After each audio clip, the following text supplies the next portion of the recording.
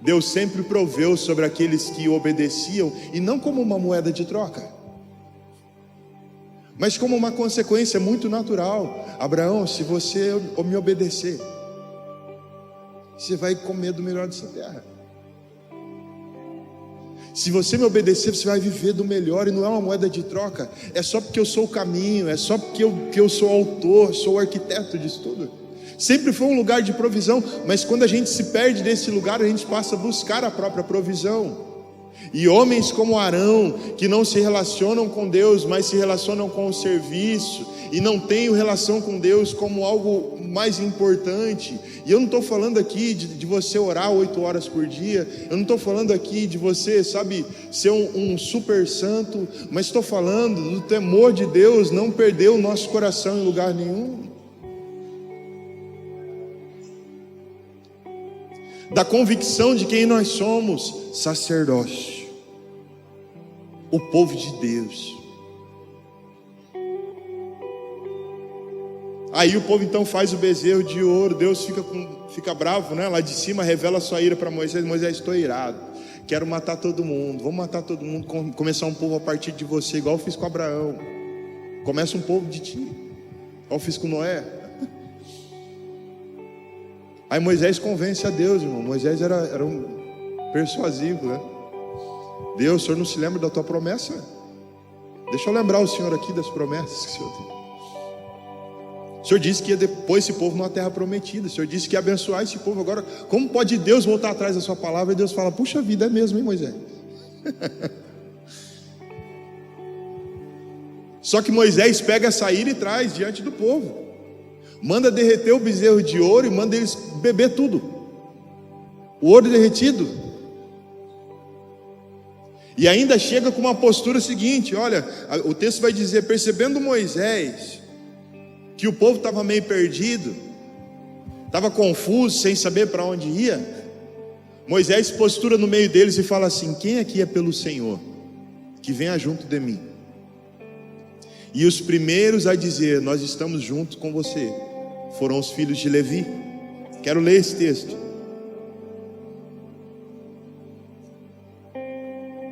Estamos em Êxodo aí já, passa umas páginas para frente.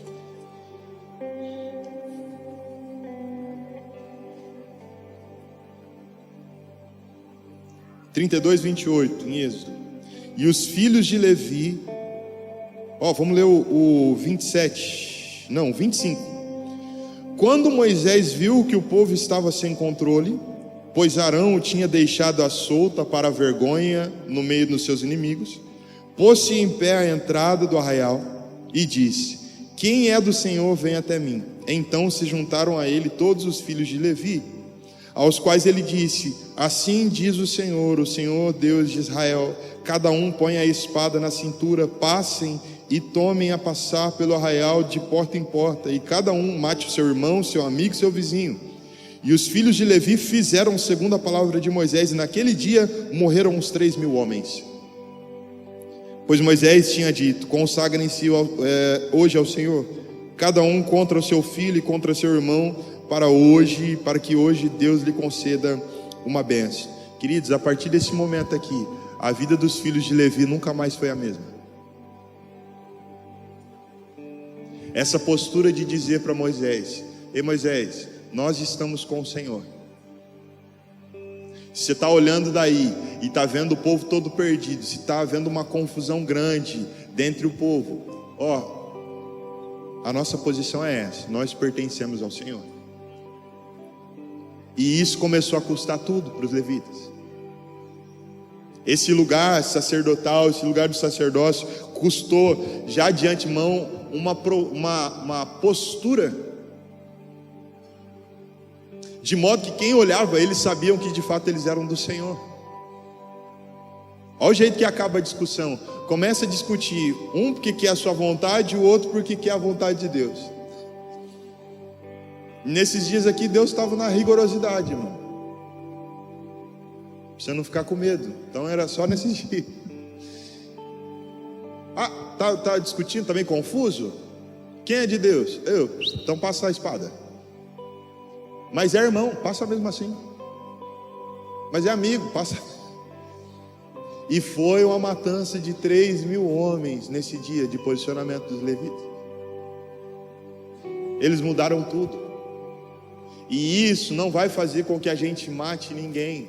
E isso não, essa postura de alguém que entendeu que pertence ao sacerdócio de Deus, não vai fazer com que a gente se posicione contra os outros, mas vai fazer com que a gente se posicione pelo Senhor. Talvez essa é uma das perguntas que a gente precisa, responder nesses dias. Quem é pelo Senhor? Ei, nós somos pelo Senhor.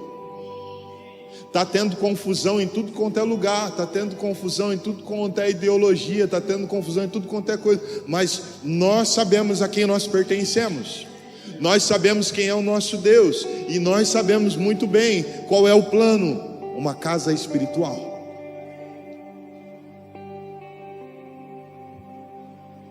Isso mudou também, queridos, inclusive o jeito deles de viverem, o lugar onde eles moravam. Que Deus tomou os levitas para si. Esse lugar trouxe essa postura trouxe um lugar de primogenitura para os levitas. E eles se tornaram os primeiros, os que habitavam mais perto do tabernáculo. Moisés, a tenda vai ficar aqui. O arraial vai viver longe, o povo vai ficar todo de longe da tenda, exceto os levitas. Os levitas vão morar aqui pertinho. Os levitas vão ficar de perto e eles vão cuidar de tudo. Até onde eles moravam, fala até mesmo de um lugar de separação. Mas não uma separação que não deixa a gente sentar com aquela pessoa da nossa família porque ela tem algum costume que a gente como cristão não tem. Mas é uma separação que, mesmo junto, diante de pessoas que têm costumes não cristãos, nós guardamos o nosso costume cristão diante delas. A separação não é do corpo, a separação é da vida, é no jeito. Números capítulo 1, versículo 47, deixa eu ler esse texto, que vai dar uma explanada boa. Números 1, 47.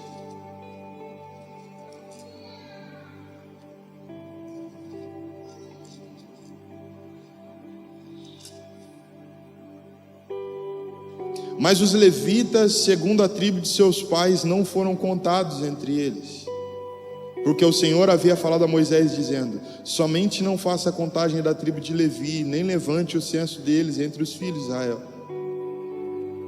Olha só, eles já não eram contados mais junto com as outras pessoas. Eles eram contados de uma forma diferente. Eles eram tidos no meio das pessoas como pessoas diferentes. Deuteronômio 18. Vamos ler o Antigo Testamento hoje, amém? Já já a gente vai para o Novo.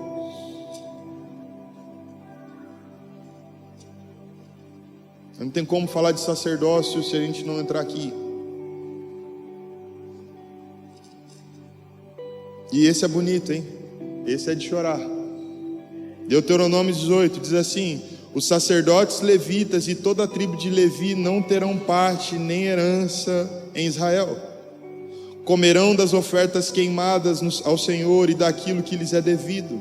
Não terão herança no meio de seus compatriotas. O Senhor é a herança deles, como Ele mesmo lhes prometeu. E olha só, Ele está dizendo aqui que até a comida deles mudou. Já não moravam como todo mundo, já não era contado mais como todo mundo, já vivia uma vida totalmente, uma postura diferente de todo mundo, já não comia o que todo mundo comia. E mudou também a herança. Todo mundo tinha parte nas terras. Mas Deus, porque tomou os levitas para si, Ele fala assim: eu sou sua terra. Eu sou o lugar da sua habitação e você vai cuidar do lugar da minha habitação. Os levitas, os sacerdotes levitas, no caso, eles assumiram esse lugar e eles receberam isso de Deus. Queridos, por que eu estou compartilhando tudo isso? Porque todas essas coisas têm um significado para nós. Os levitas, de uma maneira real, literal e resumida até mesmo, eles cuidavam do lugar da presença de Deus. Os levitas, eles carregavam o lugar onde ficava a presença de Deus. E eles também compartilhavam do lugar da presença de Deus. Eles compartilhavam daquilo que Deus falava. Diga assim comigo: ser um lugar para a presença de Deus. Cuidar deste lugar. Carregar este lugar. E compartilhar deste lugar. Para a gente trazer o sacerdócio para os dias de hoje, a gente vai precisar partir dessas bases. O que era um sacerdote? O sacerdote falava de uma pessoa separada para Deus. A pessoa que recebia um ofício para fazer um serviço que somente esse grupo de pessoas poderia fazer. Qual que era o serviço do sacerdócio? Era o serviço do templo, cuidar do lugar de Deus. Carregar quando a nuvem se movia. Ele estava atento, a nuvem se moveu, então ele mudava o jeito. Ele carregava, tirava dali e levava para um outro lugar. Ele compartilhava daquilo que Deus fazia. E agora, olha só que bonito, porque nesses dias Deus estava separando um povo para ser um sacerdócio santo diante de todos os outros povos da terra. Mas agora nós vamos viver esse plano na íntegra, porque existe um chamado de Deus para nós. 1 Pedro capítulo 2, vamos terminar de ler o texto lá agora, versículo 9.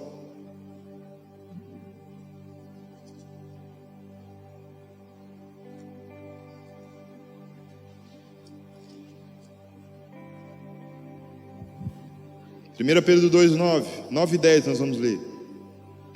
Vocês, porém, são geração eleita, sacerdócio real, nação santa, povo de propriedade exclusiva de Deus, a fim de proclamar as virtudes daquele que os chamou das trevas para a sua maravilhosa luz.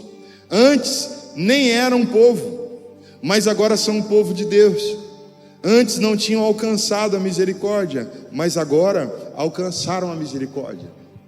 O povo de Israel recebeu essa palavra para ser um sacerdócio e representar Deus diante do seu povo. Mas agora Deus está convocando todo o povo para que seja um povo de Deus, para que andem nessa aliança. Não mais nós vamos depender ali de um povo, de um Moisés, de alguém que vá à nossa frente.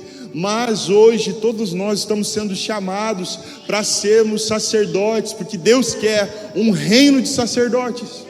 Deus quer um reino de um povo exclusivo.